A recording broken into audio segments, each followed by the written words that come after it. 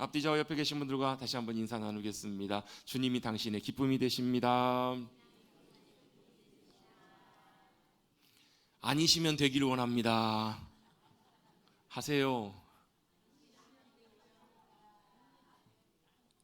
여러분, 올 한 해 2026년을 시작하면서 시편 37편 말씀과 또 느헤미야 8장 말씀을 가지고 여호와를 기뻐하라 라는 그러한 표를 가지고 한 해를 시작하였습니다. 여호와를 기뻐한다라는 것이 무슨 말인가? 간단하게 내가 기뻐하는 것, 기쁨이 되는 것이 하나님이 나의 기쁨이 되신다라는 의미입니다. 기뻐하는 것들이 있죠. 기뻐하는 것은 단순히 내가 기뻐하고 마는 것이 아니라 내가 기뻐하는 그것이 나에게 힘이 됩니다. 그것이 나의 힘이 되고 나의 도움이 되는 경우가 참 많습니다. 아이들이요, 막 힘을 방에도 나오지도 않아요. 그러다가 뭐라고 외치면 될까요? 통 다 갔다. 그러면 애들이 벌떡 일어나서 뛰쳐나옵니다. 제가 자꾸 안 하려고 하는데 남의 집 일은 잘 모르기 때문에 저희 집만 알아서 저희 집 얘기를 합니다. 양해 부탁드립니다. 사실 저도 이제 아버님 목사님이었기 때문에 그걸 되게 싫어하는 걸 저도 압니다. 근데 어쩔 수가 없습니다. 아는 얘기가 그 얘기밖에 없어서. 저희가 이제 올해 이제 학교를 졸업하고 이제 진학을 하게 되는데요. 학교 기말고사랑 이런 게 다 마치고 나니까 학교에서 수업을 안 해요. 이제 애들 뭐 데려다 앉혀놓고 시험까지 다 끝났는데 수업을 해봐야 애들도 듣지도 않을 뿐더러 관심도 없으니까 선생님들이 들어와서 관리만 하시고 이제 애들 뭐 그 시간에 뭐 영화를 본다든지 아니면 아이들끼리 재밌게 잘 놀아요. 아이가 아침에 그렇게 못 일어나요. 그렇게 깨워도. 그래갖고 안 깨우면 하루 종일 잡니다. 깨우면 그렇잖아요. 보통 학교는 그래도 가잖아요. 없어요. 그냥 잡니다. 일어나고 또 잡니다. 또 잡니다. 아무튼 이렇게 끌고 끄집어내가지고 학교를 보내다시피 하는 아이인데 애가 시험이 끝났더니요, 졸업할 때까지 깨우지도 않았는데 벌떡벌떡 일어나서 학교를 갑니다. 왜 그런가 물어봤더니 공부를 안 하고 애들이랑 노는 게 너무너무 재밌다는 겁니다. 그래서 깨우지도 않았는데 벌떡벌떡 일어나서 학교를 갑니다. 그걸 보면서 야, 뭔가를 기뻐하면 저렇게 되는구나, 그런 생각을 하게 되었습니다. 여러분은 과연 여러분에게 지금 기쁨이 되는 것이 무엇이십니까? 기뻐하는 것, 여러분 뭐죠? 뭐 자녀, 손주, 뭐 돈, 사업 잘 돼갖고 여러분 막 돈 펑펑 벌면요, 피곤해요? 안 피곤해요? 다 표정들이 보시니까 나 뭐 상관없습니다. 해본 적이 없습니다. 그러신 것 같은데 옆에서 보면 그래요. 정말로 뭐 사업이 잘 돼서 돈을 펑펑 뭐 쓸어 담으면요, 잠을 안 자도 안 피곤하신 것 같기는 해요. 물론 피곤하긴 하겠지만 그게 왜요? 피곤해도 그것이 나의 기쁨이 되면 힘이 나요. 여러분, 세상에 참 우리가 기뻐할 수 있는 것들이 많아요. 근데 그건 영원하지 않아요. 그리고 그것이 우리의 진짜 기쁨은 아니에요. 그런데 우리에게 진짜 기쁨이 있습니다. 영원하신 하나님, 변치 않은 주님, 그분은 우리의 영원한 기쁨이 되어주실 수 있습니다. 하나님이 우리의 기쁨이 되시면요, 우리 찬송가 95장 있잖아요. 구주를 생각만 해도 내 맘이 좋거든. 그 얼굴 배울 때에야 얼마나 좋으랴.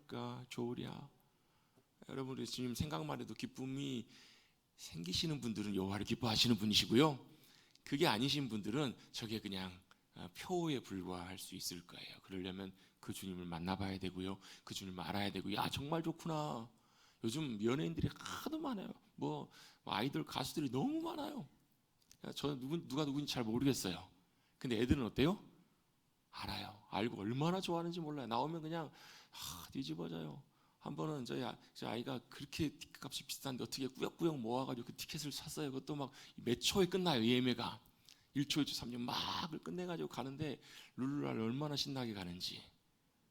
그게 뭐예요? 그게 기쁨이에요. 기쁨. 연예인이 나의 기쁨이 될 때가 있고요, 뭐 사업의 성공이 내 기쁨일 때가 있고요, 내가 원하는 그것이 이루어지는 것이 내 기쁨일 때가 있어요. 막 몇 년간 수고했던 직장에 들어갔어요. 대학에 들어갔어요. 얼마나 큰 기쁨이 나요. 방방방 뛰잖아요. 근데 여러분, 그것들은 지나갑니다. 영원하지 않습니다. 그런데 영원한 우리의 기쁨이 되시는 분이 바로 우리의 주님이신 줄로 믿습니다. 여호와 하나님이 우리의 기쁨이 되시는 그런 귀한 복된 삶을 살아가시는 저와 여러분 우리 모두가 되시기를 주님의 이름으로 축복합니다. 그러려면 그 주님을 잘 알아야 돼요. 그 주님과 늘 붙어 있어야 돼요. 함께 있어야 돼요. 그래야 그 주님의 생명이, 그 주님의 놀라운 능력이 우리 가운데 부어져요. 제가 몇 년 만에, 오랜만 한 2, 3년 만에 간 것 같아요. 오랜만에 점심때 시내 나갈 일이 있어서 나갔다가 서점을 잠깐 들리게 됐습니다. 우와, 그런 일들이 별로 없는데 요즘 사실 거의 대부분 필요한 책들은 이제 온라인으로 주문해서 책을 사는데 오랜만에 서점을 가서 책을 쭉 한번 잠깐 둘러보게 됐습니다. 30분 정도 둘러보는데요. 그 베스트셀러 코너가 있잖아요. 뭐 이렇게 베스트셀러 1위부터 제일 많이 팔리는 책, 그다음에 인문학 이렇게 있는데 깜짝 놀랐어요. 베스트셀러 1위가 무슨 책인 줄 아세요? 만화책이더라고요. 유튜브에서 굉장히 유명한 그 뭐 300만이 넘는 구독자 갖고 있는 거기서 만든 만화책인데요. 그게 베스트셀러 1위예요. 와, 깜짝 놀랐어요. 그건 그거고. 그리고 나서 이제 좀 눈을 좀 옮겼더니 몇 권의 책들이 있어요. 철학책들이 있고요. 뭐 괴테에 관한 책도 있고 여러 가지 책이 있는데 한 네 번째인가 됐던 것 같아요. 그 눈에 띄는 책이 있었는데 2026 트렌드라는 책이었어요.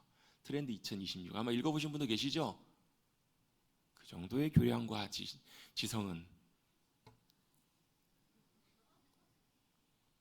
아무 관계없이 사시나 봅니다.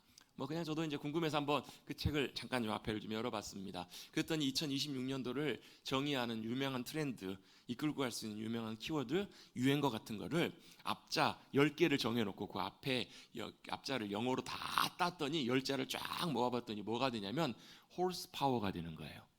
홀스가 뭐냐, 말입니다. 말. HORSE, 그 다음에 파워, POWER, 요 10개를 싹 모아가지고 홀스 파워라고 올 한 해를 정의를 한 거예요. 그러면서 뭐 H, 맨 처음에 나오는 H가 뭔가 휴먼 인 더 루프 나와요. 뭐 지붕 위에 있는 인간. 그러면서 이제 이게 뭘 의미하냐면 요 내용들이 거의 대부분 보면 뭐와 관계되냐면 인공지능 AI와 관계되는 내용들이 많아요. 왜요? AI가 엄청나게 급속도로 많이 발전하고 있는 건 아시죠? 그럼 그 내용 중에서도 보면 그것도 나와요. 우리가 뭘 찾아보기도 전에 AI가 그걸 알고 미리 띄워준다는 거예요. 그런 시대가 오고 있다라는 거예요. 그게 나와요. 그 내용에도 보면요. 엄청나게 앞으로 발전합니다. 뭐 사람들의 해오던 일들, 뭐 심지어는 뭐 그림 그리는 일도 이렇게 그려줘 하면 사람보다 더 잘 그리잖아요. 이런 일들이 지금 일어나고 있는 이 시대 가운데 그럼 과연 우리는 어떻게 살 것인가? 그럼에도 불구하고 사람이 그 위에 있어야 된다는 거예요. 사람이 갖고 있는 지혜와 이런 것들을 통해서 월의 결론이 뭐냐면 이런 것들을 잘 운용하고 이해할 수 있는 자리에 있는 것, 그게 올 한 해 중요한 트렌드가 될 거다. 이게 이제 말하고 싶어하는 내용이에요. 그러면서 사람의 지혜가 인공지능이라는 엄청난 막강한 힘을 어떻게 위에서 컨트롤할 수 있는, 위에서 조절할 수 있는 그런 세상이 와야 되지 않겠나, 이걸 이제 전망하고 있는 내용들이에요.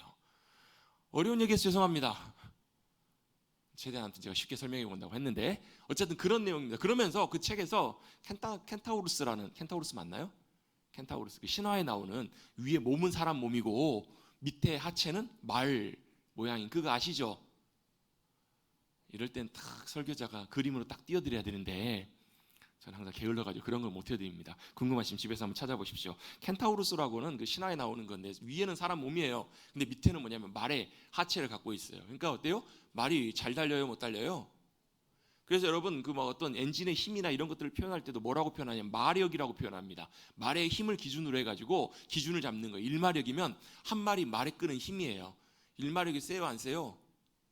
굉장히 강합니다. 몇 킬로더라? 아무튼 끄는 힘이 있어요. 700 몇 킬로인가? 아무튼 있을 거예요. 마력이요. 그 굉장히 큰 힘을 갖고 있는 말과 그 말을 통제할 수 있는 존재가 누구라는 거? 인간이라는 거예요.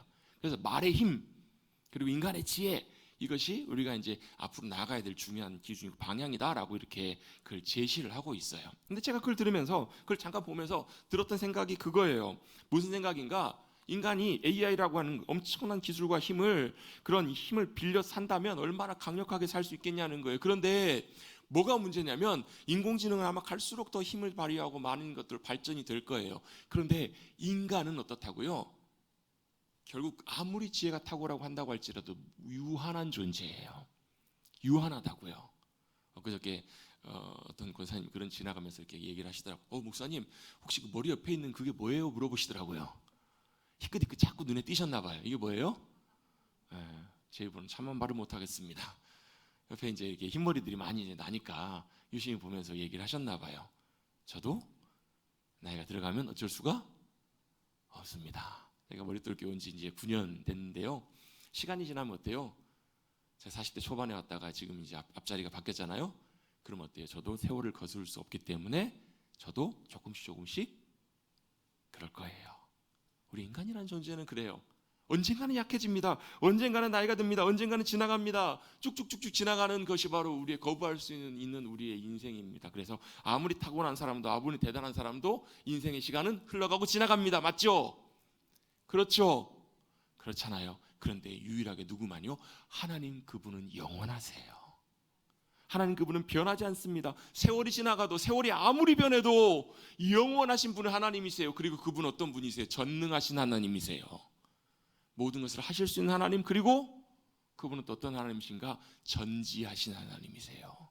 모든 걸 아시는, 모든 지혜와 모든 총명과 모든 것들이 갖고 모든 것들이 하나님께 속해 있는. 그래서 여러분, 우리는 분명히 기억해야 합니다. 말의 힘을 의지하고 살아가는 것이 아니라 누굴요? 하나님을 우리의 힘으로 붙들고 사셔야 돼요. 또 인간의 유한한 지혜가 아니라, 인간의 지혜가 아니라 하나님의 지혜가 우리의 지혜로 함께해 주시는 그런 삶을 살아가는 삶, 그 삶이 바로 진정한 복된 인생, 복된 삶이 될 것입니다. 아멘. 여러분, 켄타우루스처럼 뭐 인간 말의 힘 이렇게 살아가는 존재가 아니라 하나님의 힘으로 의지하고 살아가고, 어떻게 하나님의 지혜로 살아가는 삶, 그 삶이 바로 우리가 살아가야 될 귀한 승리하는 믿음의 삶이라는 거예요. 어떻게 그렇게 살아갈까? 아까 우리 찬양했잖아요. 어떻게 찬양도 또 기가 막히게 그렇게 하셨는지 몰라요. 그 삶이 무슨 삶이냐면 포도나무의 삶이에요. 여러분, 성경에서 믿음의 삶을 묘사하는 여러 가지 묘사들이 있는데 그 중에서 가장 중요하고 가장 붙들어야 될 중요한 개념이 바로 뭐냐면 저 포도나무의 비유예요. 포도나무는 어때요? 가지는 어디에 있어야 돼요? 나무에 잘 붙어 있어야 돼요. 잘 착 달라붙어 있어야 돼요. 누구에게? 우리가 주님께 잘 믿음으로 가까이 잘 친밀하게 붙어 있어야 뭐가요? 나무로부터 멀려 생명을 공급받아요. 여러분, 주님께 잘 붙어 있어서 주님의 생명을 공급받으시기를 주님의 여러분 축복합니다. 또 뭐가요? 주님의 능력이 우리의 능력이 돼요. 우리가 능력이 있어서 그런 것이 아니라 우리가 주님께 잘 붙어 있으면 주님의 능력이 우리를 통해서 임하고 나타나는 거예요.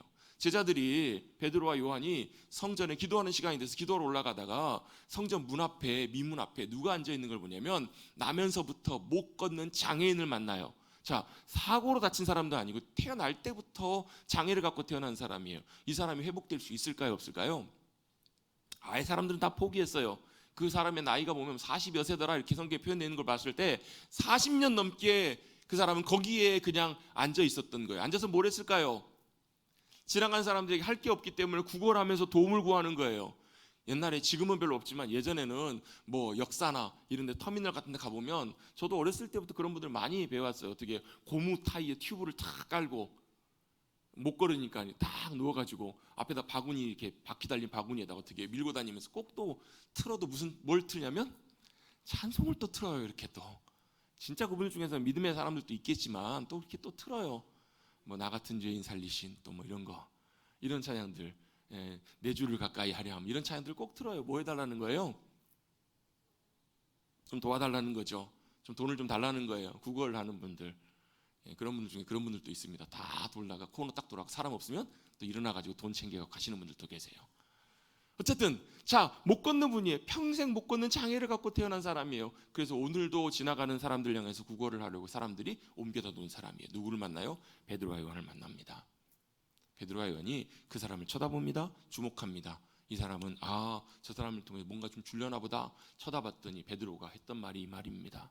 내가 당신에게 줄 은과 금은 없다. 그 말은 무슨 얘기예요? 돈 줄 수 있는 건 없다. 돈은 없다는 거예요. 얼마나 이 사람이 어떻게 그 말 들었을 때 기분이 좋다가 말았겠죠. 그런데 내게 있는 것으로 너에게 준다. 당신에게 주기를 원한다. 그게 뭐예요?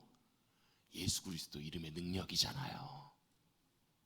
예수의 능력이 베드로와 요한 가운데 함께 하셨을 때 뭐라고 선포해요? 일어나 걸으라 라고 선포해요. 제가 아까 말씀 설교하기 전에 그런 마음이 갑자기 들어요. 이 가운데 계신 분 중에서 여러 가지 걱정과 염려가 마음속에 가득한 분들이 계시는 것 같다라는 마음이 좀 들어요. 그래서 설교하기 전에 좀 기도를 같이 하면서 좀 말씀을 시작해야겠다는 마음이 있어서 아까 기도했어요. 그런 분들 아마 계셨을 거예요. 왜요? 성령님께서 주신 감동이라면 성령님께서 그것을 하기를 원하셨기 때문에. 제 능력이 아니고요, 제가 할 수 있는 것이 아니라 누구의 능력이에요? 주님의 능력이에요.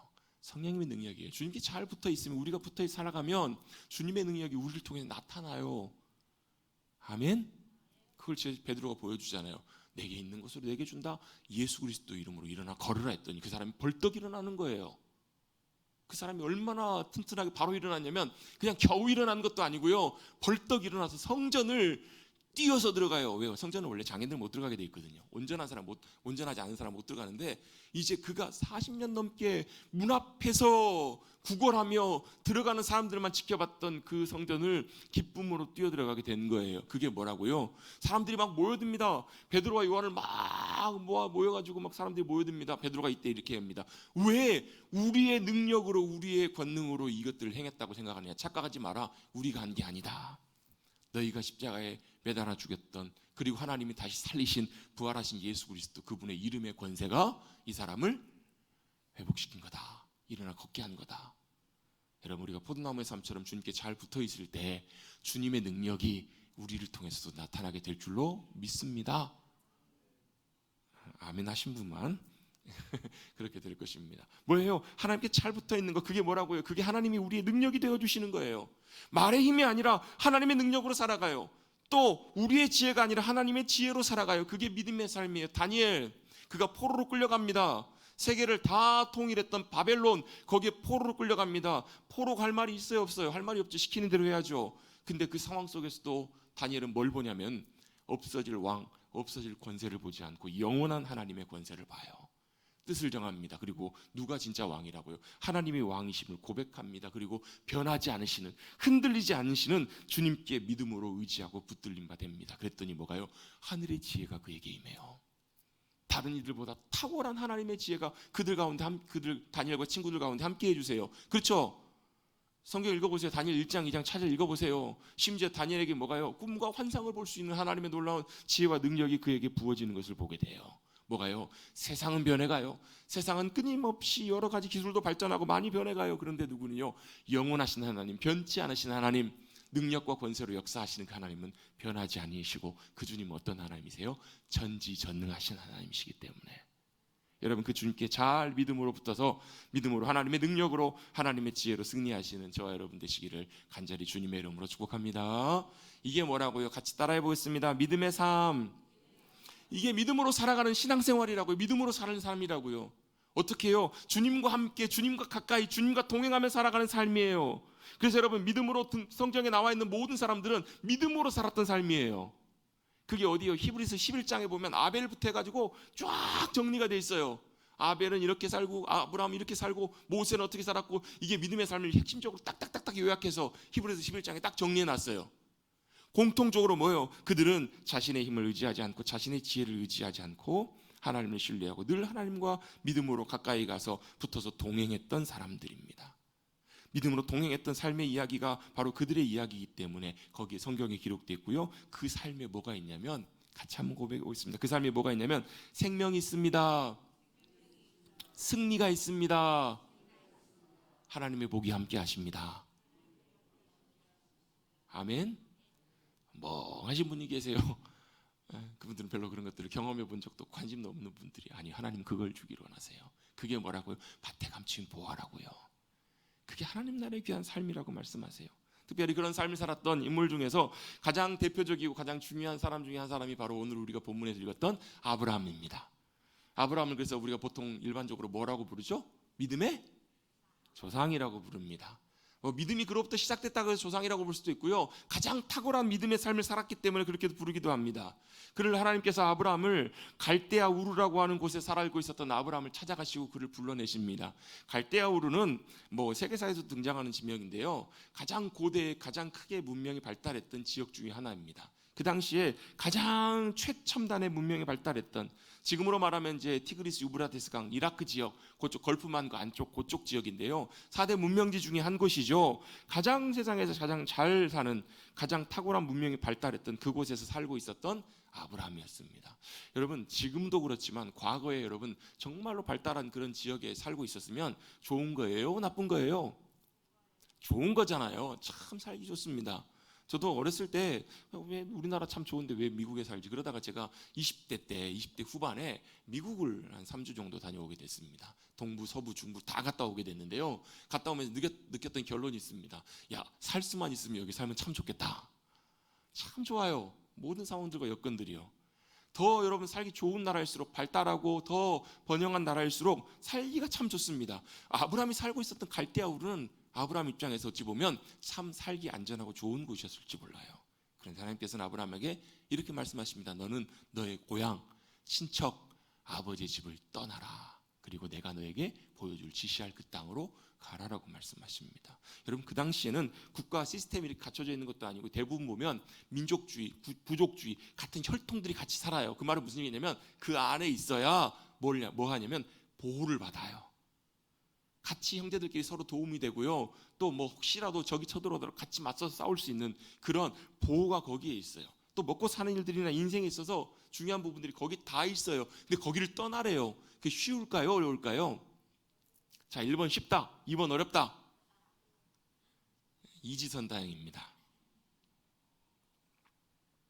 굉장히 쉽지 않는 선택이었을 거예요. 그럼에도 불구하고 우리가 읽었던 본문의 바로 앞에, 특별히 창세기 12장 1절, 2절, 3절 중요한 말씀에는 아브라함이 어떻게 했다고 말씀하냐면 순종해서 말씀을 따라갔다. 4절에도 그 내용이 나오죠.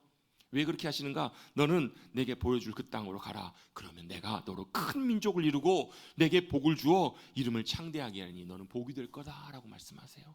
이 표현은 쉽게 말하면 하나님께서 세상을 향해 하나님의 복을 부으실 때 누구를 통해서 하나님께서 복을 이 땅에 부으실 거냐면 아브라함을 통해서, 아브라함이 복의 뭐가 되는 거예요? 통로, 도구가 되게 하시겠다라는 말이에요. 그래서 아브라함에게 뭐가요? 아브라함을 축복하는 자에게 아브라함 편에 서 있으면 아브라함을 통해서 그 복이 함께 갈 것이고, 아브라함을 저주하고 대적하면 하나님이 그들에게도 대적하게 될 것이라고. 그러면서 땅의 모든 족속이, 3절 맨 뒷부분에 보시면 땅의 모든 족속이 너로 말미암아, 너가 누구예요? 아브라함이에요. 너로 말미암아 복을 얻을 것이다 라고 이렇게 분명히 주님이 약속을 해주세요. 그런데 여러분, 이 아브라함에게 하셨던 약속이 믿음 안에서 아브라함의 후손으로 나오게 될, 아브라함이 큰 민족을 이루게 하셨잖아요. 그 민족이 누구예요? 아브라함의 아들 이삭, 그 아들 야곱, 그 아들 12아들. 그리고 12아들이 어때요? 400여 년 시간이 지난 다음에 그들이 뭐가 되면 이스라엘이 됩니다.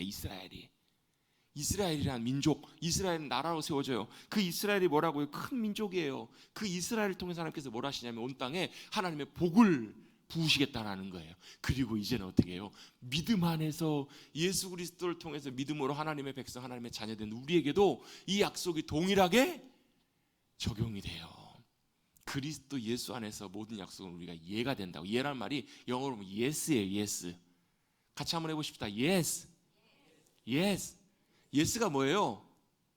예, 오케이, 이 말이잖아요. 뭐가요? 이 약속이 누구에게도요, 믿음으로 살아가는 저와 여러분에게도. 그래서 뭐가요? 우리가 뭐가 된다고요? 세상을 향해서 복이 된다고, 복의 통로가 된다고요. 그 말을 바꿔보면 우리가 있는 그곳에 누구 때문에? 나 때문에.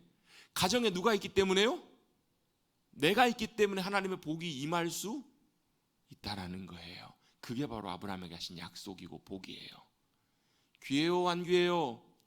귀하죠. 이 약속으로 아브라함이 어떻게 믿어요. 이 약속을 믿고 믿음으로 순종해서 하나님의 말씀을 따라갑니다. 어디까지요? 그 자기의 고향 땅을 떠나서 가나안 땅까지 와요.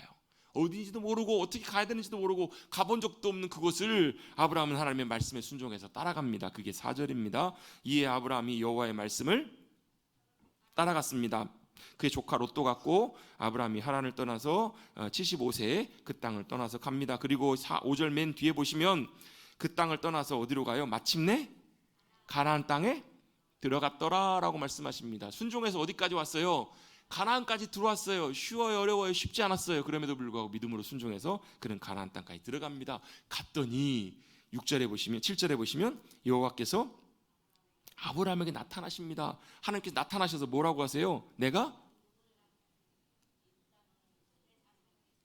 이 땅을 내 자손에게 주리라 말씀해 주신 거죠. 자, 하나님께서까지 나타나셔서 그 도착했던 그 가나안 땅이 약속으로 주실 그 땅이라고 뭐 해 주신 거예요? 확증해 주신 거예요. 이 땅이 맞아요, 틀려요? 맞다고. 이 땅이 하나님이 인도해 주신, 예비해 주신 약속의 땅이라고 아브라함에게 분명하게 보여주세요. 그렇죠? 그래요, 안 그래요? 제가 항상 말씀드리잖아요. 여러분이 잘 협조해 주셔야 설교가 좀 빨리 끝납니다. 알아서 하십시오. 하나님께서 분명히 확증해 주세요. 아브라함이 지금 잘 온 거예요. 말씀에 순종해서. 자, 그러면 여기서 우리가 생각해 볼 수가 있습니다. 아브라함이 하나님의 부르심을 따라 나아가요. 그리고 그 땅을 도착해요. 하나님도 분명히 맞다고 하셨어요. 그렇게까지 순종하고 믿음으로 잘 결단하고 나왔으면 어때요? 믿음의 순종에 따른 뭐가요? 하나님의 복이 함께 해 주셔야 되겠죠. 그죠? 그럼 어때요? 믿음으로 순종했으니까 앞길이 잘 열려야 되겠죠. 그렇죠. 형통해야 되겠죠. 잘 돼야 되죠. 그런데 하나님 앞에 믿음으로 순종해서 나와서 하나님이 분명히 이 땅 맞아? 그리고 아브라함은 감사해서 하나님 앞에 뭐까지요? 제단을 쌓고 제사까지 지내요. 예배까지 드려요. 하나님 감사합니다. 하나님의 이름을 부르고 하나님을 찾아요. 그런데 그 가운데 찾아온 일이 바로 뭐였냐면 9절 10절이에요. 점점 남방으로 올라가다가 그 땅에 뭐가 10절입니다. 10절 한번 같이 한번 읽어보겠습니다. 10절 시작.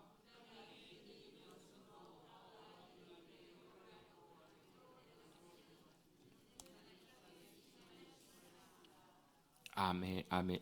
네, 10절까지입니다. 그 땅이 어디예요? 약속하신 그 땅, 가나안 땅이에요. 하나님이 주시겠다고 하신 그 땅이에요. 그 땅에 믿음으로 순종해서 잘 왔어요. 그러면 일이 잘 돼야 되는데 그 땅에 뭐가요? 기근이 왔다라는 거예요. 기근이 뭔가요?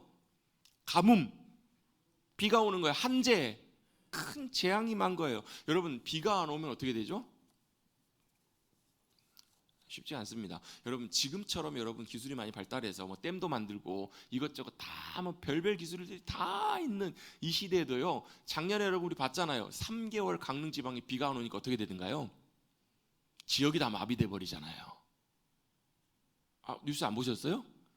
온 시가 다 마비돼 버려요. 그리고 전 국민들이 다 걱정하고 우려할 만큼 심각한 상황들이 도래를 해요. 지금 시대에도요. 근데 여러분 그 당시에는 뭐 댐이 있었겠어요? 몇십 미터 관정을 뚫을 수 있는 그런 기술이 있어요? 뭐가 있어요? 그런 것이 없는 상황 속에서 특별히 농사 짓고 양을 먹여서 살고 있는 그런 시대에 비가 안 온다? 그것은 뭐예요? 재앙을 넘어서 생명을 위협하는 심각한 문제예요. 여러분 믿음으로 순종해서 믿음으로 잘 따라오면 어때야 돼요? 무슨 일을 만나든지 만사형통해야 되잖아요. 무슨 상황, 가나안 땅에 갔으니까 이제 만사형통하고 일이 잘 될 줄로 믿습니다. 해야 되잖아요. 그런데 뭐가 찾아와요? 기근이 찾아와요. 견딜 수 없는, 쉽지 않는 그런 상황, 살 수 없는 일들이 생기는 거예요. 여러분 그렇잖아요. 우리도 힘든 일들을 만나면 우리는 뭐라고 해요? 힘들면 아이고 죽겠네 이러시죠. 우리 지난주에 여러분 아이고 죽겠네 하신 분 손 들어보세요. 손 내리세요.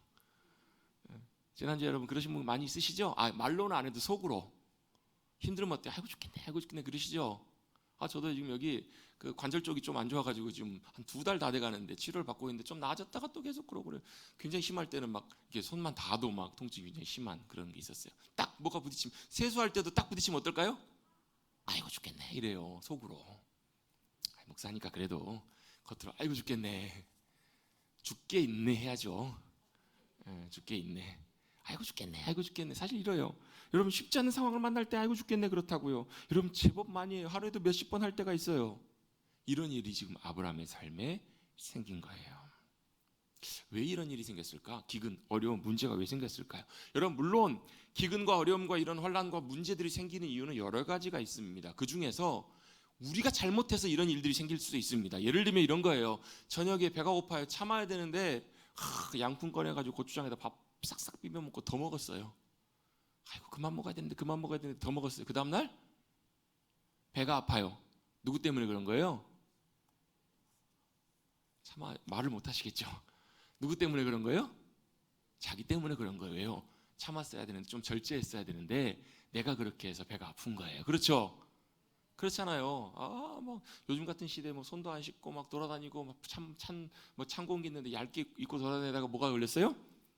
감기가 걸렸어요. 누구 때문이에요? 재수가 없어서 걸렸나요? 아니요, 내가 잘못해서 그런 거예요. 여러분 내가 만나는 어려움과 문제들 속에서 내가 잘못 선택하고 판단해서 내 욕심이, 내 탐심이 그 문제들을 일으키는 경우들도 있어요, 없어요? 있다고요. 내게 문제가 있어서 그런 경우들이 있을 수 있어요. 그래서 여러분 어떤 문제가 생겼다, 일에 실패가 있다, 어려움을 만났다, 그럴 때 여러분 항상 뭘 먼저 확인해 보시라고. 여러분 우리 지난주에 무슨 말씀 나눴나요? 우리 창세기 쭉 순서 살펴보면서 가인에 대한 말씀 나눴죠. 기억나시죠? 뭐가 문제였어요? 가인과 가인의 예배를 하나님이 안 받으신 거예요. 여러분, 우리는 예배를 드릴 때 예배를 드리니까 하나님께서 받으시겠지라고 생각하는데, 이걸 통해서 우리는 분명히 하나 기억해야 되는 게 있어요. 아벨과 아벨의 제사를 받으시고 가인과 가인의 제물을 안 받으셨다고요. 그 말은 예배는 뭐예요? 이 시간 드린 예배도 하나님께서 받으시기를 원하시지만 뭘 받기를 원하시는 거예요? 우리를 받기를 원하신다고요. 합당하게. 그럼 뭐가 문제였던 거예요? 가인이 문제였던 거예요. 자기 자신이. 그럼 그걸 돌아볼 수 있어야 되는데, 가인이 했던 큰 잘못 두 가지를 지난주에 나눴는데요. 한 가지가 뭐였어요? 문제의 원인을 어디서요? 자기 자신에게 먼저 찾지 않고 다른 것에, 환경에, 상황에 찾았어요. 누구에게요? 아벨 저놈만 없었으면, 아벨 저놈만 아니었었으면 이런 일들이 일어나지 않았을 텐데. 원인을 어디서 찾은 거예요? 외부에서 찾은 거예요. 여러분, 물론 외부의 문제 때문에 어려움을 만나기도 합니다. 그런데 먼저 그럼에도 불구하고 항상 뭘요? 자기 자신을 하나님 앞에 돌아볼 수 있는 것. 그래서 제가 영어로 이렇게 하시라고 말씀드렸잖아요. What's wrong? 주님, 뭐가 문제입니까? 무슨 일이 생겼을 때 항상 뭘요? 점검해 보는 거예요. 주님 앞에서. 혹시 주님, 제가 뭘 빗나간 것이 있습니까? 잘못한 것들이 있습니까? 넘어진 것들이 있습니까? 지나친 것이 있습니까? 하나님 기뻐하시지 않는 그 자리에 제가 서 있는 것 있습니까? 하나님 깨닫게 해달라고. 먼저 자신을 점검하는 것들이 필요하다고요. 그게 여러분, 우리 모두에게 유익해요. 어느 누구도 예외 없이 다 유익해요. 여러분, 자기 자신을 잘 돌아보십시다. 점검해 보십시다. 그러면 하나님께서 배우게 하세요. 깨닫게 하시는 것도 있어요. 내가 잘못한 게 아무것도 없어도 100% 상대방의 잘못이어도 내가 그런 자세로 나가면 하나님께서 우리에게 가르치시고 배우게 하시고 그거보다 더 귀한 것들을 얻게 하신다고요. 봐봐요. 안 믿으시잖아요. 진짜로 그렇습니다. 그리고 그 다음에 이제 하나님의 공급자이심을 가인이 잊어버렸기 때문에 하나님이 채우시고 역사하시는. 그래서 물질의 주인이 누구라고요? 아, 목사님, 내가 벌어서 내 건데, 내 건데. 근데 아니라는 거. 왜요? 하나님이 한번 불어버리시면 싹 없어져요. 그럼 제가 지난주에 말씀드렸잖아요. 여러분 아마 이름만 대면 아실 만한 분이 다 아실 거예요. 여기 계신 분들. 그 그룹을 이끌었던 그 회장님 부인 권사님, 그분이 그런 얘기 하시잖아요. 아, 많이 누려봤는데 하나님이 한번 물어버리시니까 아무것도 아니더라. 그래서 내 손에 있는 것을 누구 것이라고요? 내 것이라고 여기지 않는다고요. 내 손에 있는 것 주님 기뻐하시면 언제든지 드리기를 원한다고. 그러면 여러분 그거 아세요? 더 풍성한 삶이 가능해져요. 여러분, 하나님이 우리의 공급자 되심을 믿으십니까? 믿으신다면 내 손에 있는 것도 내 것이지만, 내 손에 있지만 하나님의 것임을 믿음으로 고백하십시다. 그러면 하나님께서 가장 귀한 것들로 풍성하게 더 채우시고 역사해 주실 줄로 믿습니다. 그것이 우리 지난주에 나눴던 가인의 삶이에요. 복습한 겁니다. 복습. 다시 돌아옵니다. 문제를 먼저 어디서부터요? 내가 잘못해서 그런 문제와 어려움이 생길 수 있다고요. 내가 하나님 앞에 불순종해서 하나님을 떠났을 때 기근을 통해서 하나님께서 우리에게 깨닫게 하시고 돌아오게 하실 때가 있어요. 언제처럼? 엘리야 때처럼 3년이나 3년 반이나 기근을 주시면서 하나님께서 뭘요? 누가 진짜 하나님이시냐? 결국 그 가뭄이 어떻게 끝나요? 갈멜산에서 끝나잖아요. 엘리야라는 이름의 뜻이 뭐예요? 엘리야, 야훼가, 여호와가 너희 하나님이시다, 이런 뜻이거든요. 엘리야가 뭐라고 선포해요? 불이 누가 내리는지 보자. 야, 니네 빨리 니네 신한테, 바알 신한테 불 내려달라고 해봐라. 내려요, 안 내려요? 안 내리잖아요. 근데 엘리야가 나오고, 엘리야 이름의 뜻이 뭐라고요? 여호와가 나의 하나님이시라고, 우리 하나님이시라고 하나님 앞에 기도해요. 야, 몸 사이, 두 사이, 바알과 하나님 사이 언제까지 할래? 하나님이 너희 하나님이시면 하나님 편에 서라는 거예요. 그리고 하나님 앞에 기도해요. 하나님, 이곳에서 하나님의 하나님 되심이, 하나님이 참 하나님이심을 보여주십시오. 그랬더니 하늘로부터 불이 내려고 제단을 태워버리잖아요. 사람들 앞에 그게 보여지잖아요. 기근이 뭐였어요? 그들에게는요, 하나님께서 돌아오게 하신 하나님의 경고였어요. 자, 이런 경우들이 있습니다. 그런데 오늘 본문 또 우리가 특별히 살펴보려고 하는 부분들은 이런 부분이라기보다도 조금 다른 차원이에요. 자, 기근과 어려움을 만나는데요, 이것이 단순히 우리 어떤 문제나 어려움 때문에, 우리가 잘못한 죄악 때문에 그런 것이 아니라 우리가 가야 될 길이어서 하나님께서 우리를 그곳으로 인도하시는 그런 경우들이 있어요. 이걸 뭐라고도 표현하냐면 광야라고도 말씀합니다. 광야로 하나님께서 우리를 인도하시는. 자, 예수님께서도 공생의 사역을 시작하시기 전에 어디로 가세요? 광야에서 40일 금식 기도하세요. 사도 바울도 아라비아 광야로 가요. 이스라엘 백성들도 가나안 땅에 들어가기 전에 어디를 통과해요? 광야를 지나요. 제가 지난주에 첫째 주에 제가 몇 년 만에 영화 보고 왔다고 소개했던 영화 있잖아요. 신의 약단이라는 영화. 그 영화가 이제 어제 전주지금 종영한 걸로 알고 있어요. 그래서 제가 내용을 마음대로 말씀드릴 수 주보에다가 대충 써놨어요. 근데 그 내용에 보면 찬양이 여러 곡이 나오는데요. 그 중에서 광야를 지나며라는 찬양이 있어요. 아마 들어보신 분도 계시고, 옛날에도 저희 교회에서 몇 번 부르긴 했어요. 오래전에. 그 광야를 지나면 가사가 이런 가사입니다. 그 이제 그 북한군 병사가 그걸 불러요. 정진우 씨가 부르는데, 왜 나를 깊은 어둠 속에 홀로 두시는지, 어두운 밤은 왜 그리 깊었는지, 나를 고독하게 나를 낮아지게 세상 어디도 기댈 곳이 없게 하셨네. 광야에 서 있네. 광야가 어떤 곳이라고요? 깜깜한 어둠 속으로, 또 깊은 외로움 속으로 나를 두시는, 고독하게 나를 낮아지게 하시는 곳이 어디라고? 광야라고요. 주변을 둘러봤더니 의지할 곳이, 기댈 곳이 있어요, 없어요? 없어요. 아무것도 없는 곳, 그곳이 광야라고요. 그러면서 그 뒤에 가사가, 이어지는 가사가 이것입니다. 주님만 내 도움이 되시며 주님만 내 빛이 되시는, 주님만 내 친구가 되시는 것을 경험하는 곳이 광야라는 거예요. 여러분, 기근을 만날 때, 하나님께서 우리에게 광야의 삶을 허락하실 때, 그곳에서 우리가 고백하고 배워야 되는 것은 이거예요. 뭐냐면, 주님만 내 유일한 의지할 분이 되십니다. 주님만이 내 유일한 힘이 되시고 빛이 되십니다. 주님 손 놓고는 단 하루도 살 수 없는 곳, 광야에 서 있네. 시간이 되면 한번 같이 찬양을 불러보고 싶지만 이거 하면 밥 먹는 시간이 더 늦어지기 때문에, 궁금하신 분은 집에서 광야를 지나며라는 찬양을 한번 찾아보십시오. 광야를 지나며. 그 찬양의 가사가 이거예요. 주님 손 놓고는 단 하루도 살 수 없는 곳, 광야에서 있네. 여러분 어때요? 우리 찬양 있잖아요. 주 없이 살 수 없네, 죄인의 구주여 나 홀로 못 서리. 이 찬양 아시죠? 그렇죠? 여러분, 이 찬양은 여러분 그냥 고백하시면 안 돼요. 어디에요? 광야에 서서 아무것도 의지할 수 없는 곳에서, 주님 없이는 내가 살 수 없습니다. 나 혼자는 도저히 안 됩니다. 주님이 꼭 필요합니다. 이렇게 고백할 수 있을 때만 이 찬양이 주님 앞에 진짜 찬양으로 고백될 수 있는 거예요. 여러분, 저도 과거에 그런 시간들을 많이 보냈어요. 종종 때때로 내가 잘못한 것도 아무것도 없는데 하나님께서 우리에게 어려움과 고난을 주실 때가 있어요. 근데 그 순간은 어떤 순간이라고요? 하나님께서 우리를 벗겨가시고 빚어가시는, 어떤 목사님이 그러시더라고요. 광야에서 이스라엘 백성들이 40년 동안 있었던 것은 400년 동안 애굽에서 살던, 애굽에 묵혀 있었던 때 애굽의 영향력, 애굽의 모든 습관들, 태도들, 세상에 많은 것들이 있었는데 하나님께서 이걸 하나하나 벗겨내신 시간이었다고. 그게 쉽게 바뀌어요, 안 바뀌어요? 사람의 습관과 버릇과 여러분 가치관이 바뀌어요, 안 바뀌어요? 잘 안 바뀌죠. 사람은 어때요? 죽어도 안 바뀌어요. 그렇잖아요. 하나님께서 그래요. 어때요? 광야에 넣어놓으시고 어떻게 하신 거예요? 벗기시는 거예요. 벗겨내시는 거예요. 빚어가시는 거예요. 근데 이스라엘 백성들만 그렇게 하시는 것이 아니라 저와 여러분도 그렇게 하시는 거예요. 여러분, 우리가 바뀌어야지. 절대 안 바뀝니다. 하나님은 어떻게 해요? 때때로 어떨 때는요, 다라이에다 넣어놓고, 죄송합니다 표현을 써서, 다라이에다 넣어놓고 어떻게 해요? 거기다 넣어놓고 밟으시는 거예요. 마치 이불 빨래 하듯이. 그래야 웃으시는 분들 계시네요. 그래야 벗겨져요. 우리 안에 벗겨져야 될 것들이 벗겨지고, 또 뭐 하는 시간이냐면요, 훈련하시고 연단하시고 빚어가시는 시간이에요. 그 광야의 시간들이. 여러분, 수영요, 수영 이렇게 하면 됩니다. 가르쳐주면 들어가면 수영할 수 있어요, 없어요? 못해요. 허우적거려요. 뭐 해야 돼요? 하나하나 들어가서 연습해야 돼요. 오늘은 발차기, 내일은 호흡, 그 다음에 팔 돌리기, 하나하나 다 연습해가지고 뭐 해야 돼요? 훈련하고 연습해야 그게 가능해져요. 믿음의 삶도 똑같습니다. 배우면 알 것 같아, 들으면 알 것 같아. 하나님이 내 공급자 되시면 아멘, 다 알 것 같아요. 맞아, 하나님 우리를 훈련하시기, 다 알 것 같다고요. 실제로 우리가 광야에 던져져 봐야 돼요.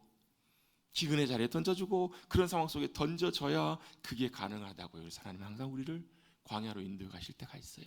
여러분, 하나님이 우리를 광야로 인도해 가실 때 기억하십시다.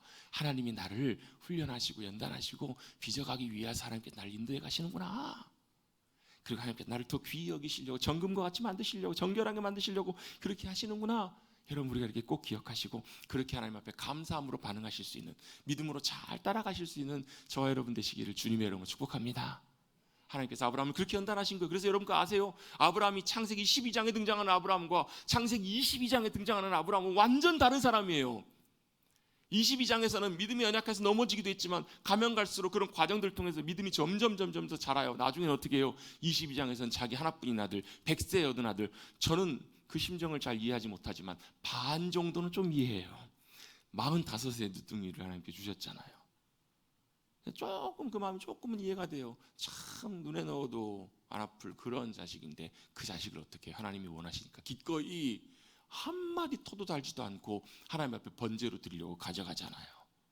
그게 뭐예요? 아브라함의 믿음이었어요. 그게 하루아침에 된 것이 아니고 이 광야의 시간들을 통해 지나게 하시면서 하나님이 그를 빚어가시고 훈련해 가셨기 때문에 그게 가능했던 거예요.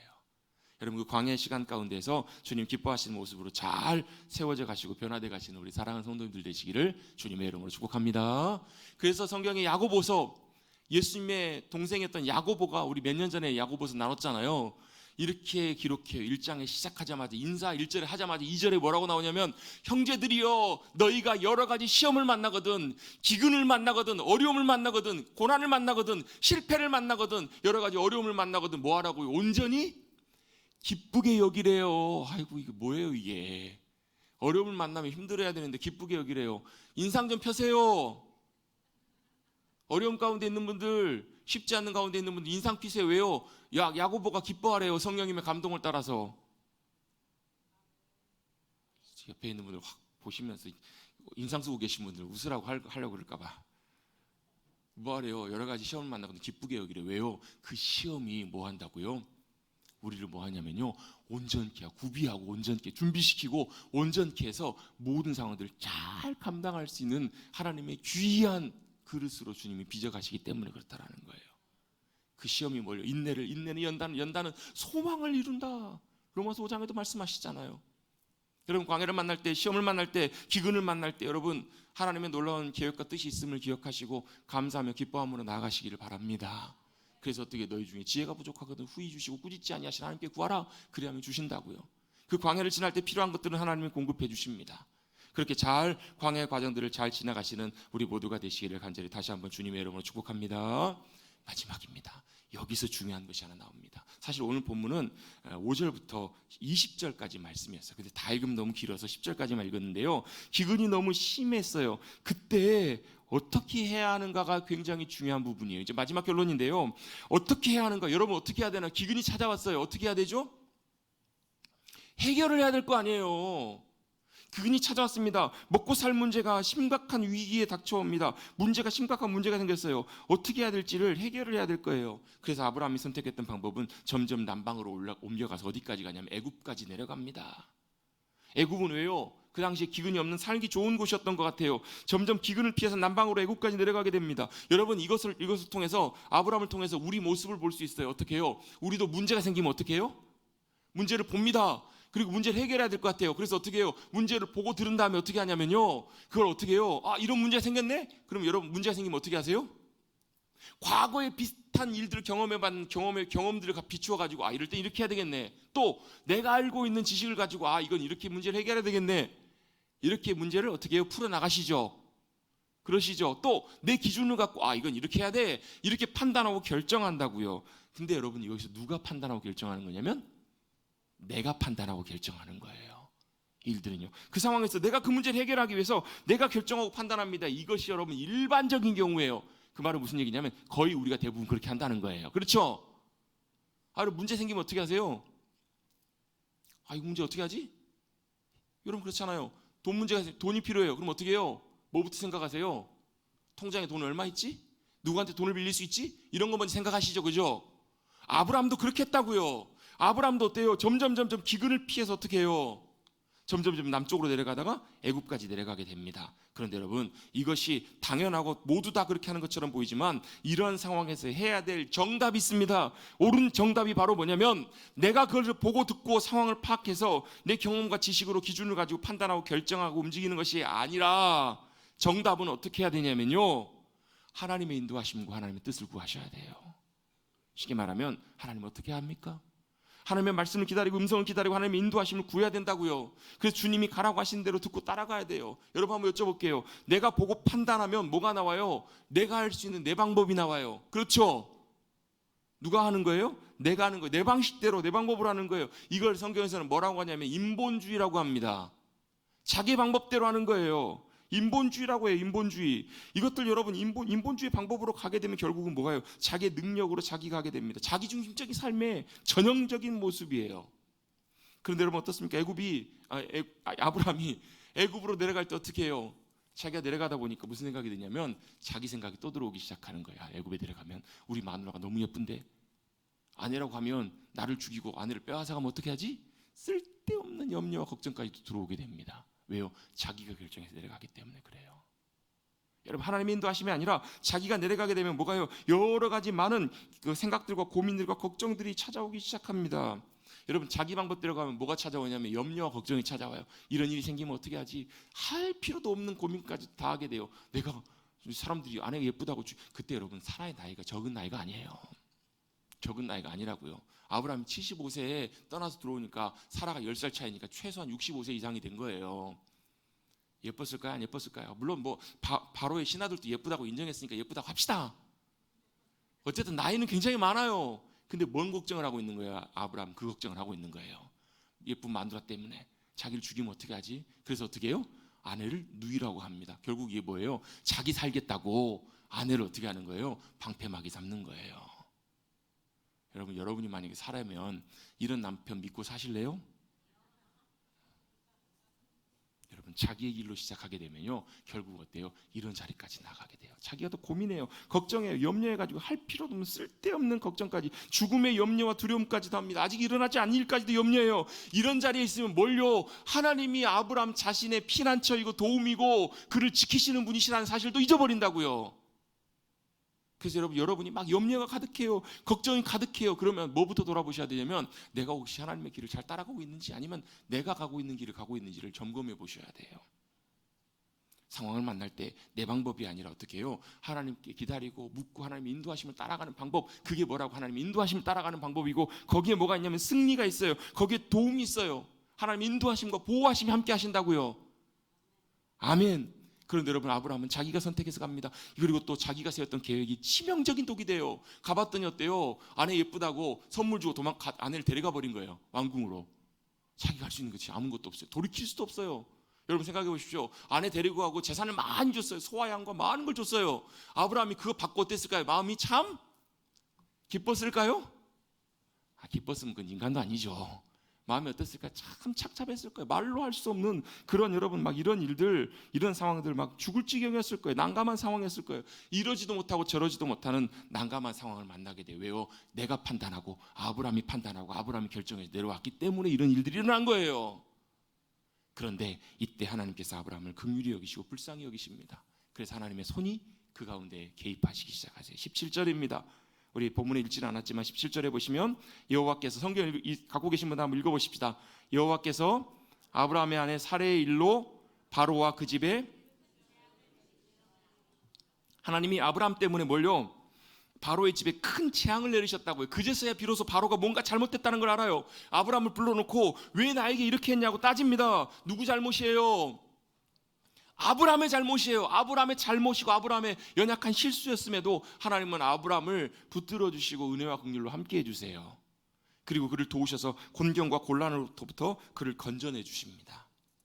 바로에게 그걸 알게 하시고 바로를 통해서 결국 아브라함과 이 모든 것들을 되돌려 주게 하십니다. 여러분, 하나님이 우리가 연약해도 우리를 불쌍히 여기시고 긍휼히 여기십니다. 아멘. 그리고 도우신다고요. 그래서 여러분 어때요? 우리가 믿음이 연약해서 넘어질 때가 있어요. 어떻게 하시면 다시 일어나시면 돼요. 100번 넘어졌어요. 어떻게 하시면 돼요? 101번 다시 일어나시면 돼요. 왜요? 우리를 하나님께서는 긍휼히 여기신 하나님이시기 때문에 그래요. 같이 한번 고백하겠습니다. 하나님은 우리 연약함을 아시고 긍휼히 여기십니다. 우리가 실수해도 은혜 손길로 우리를 붙잡아 주신다고요. 아브라함이 그랬던 것처럼요, 은혜 손길로 지키십니다. 우리를 불쌍히 여겨주십니다. 그래서 늘 하나님 앞에 은혜와 긍휼을 구하며 주님 앞에 나아가는 것이 필요합니다. 더더군다나 뭘요? 부자까지 되게 하세요. 사실 여기 하나님의 도우심에는요, 하나님의 약속도 연결되어 있어요. 하나님이 사라를 통해서 뭘요? 이삭을 낳게 하시고 후손들을 이어가게 하신 약속을 이루셔야 되기 때문에 누구도 필요해요? 사라도 필요했던 거예요. 아브라함과 사라가 다 필요했던 거예요. 그래서 하나님께서 다시금 그걸 다시 되돌려 주시고 회복하게 해주십니다. 모든 관계들을요. 하나님의 약속을 이루시기 위해서요.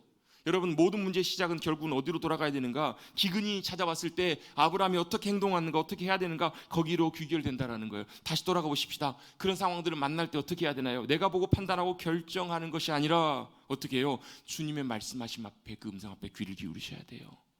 주님, 이 상황 속에서 어떻게 합니까?